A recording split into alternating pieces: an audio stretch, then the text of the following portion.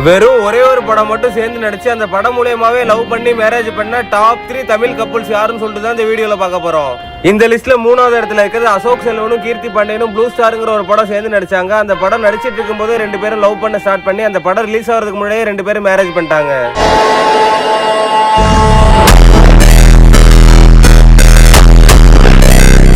இந்த லிஸ்ட்ல 2வது இடத்துல இருக்கிறது ஆர்யாவுக்கு பொண்ணு பார்க்கறதுக்காக ஒரு டிவி ஷோலாம் வச்சு அலப்பறை பண்ணிக்கிட்டு இருந்தாங்க. கடைசியில கஜினிகாந்துங்கிற படம் மூலமா ஆர்யாவோட சொந்தக்கார பொண்ணு சைசாவே லவ் மேரேஜ் பண்ணிக்கிட்டாரு.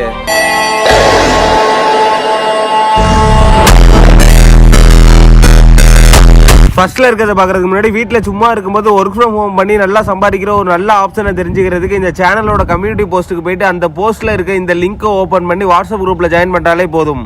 இந்த லிஸ்ட்ல நம்பர் 1 இருக்கிறது தமிழ் சினிமாலே ஒரு ஃபேமஸான கப்பல் சொன்னா ஸ்னேகா பிரசன்னாவை சொல்லலாம். இவங்க அச்சமுண்டுங்கிற ஒரே ஒரு படம் ஒன்னா சேர்ந்து நடிச்சு அந்த படத்து மூலியமாவே லவ் பண்ணி மேரேஜ் பண்ணிக்கிட்டாங்க.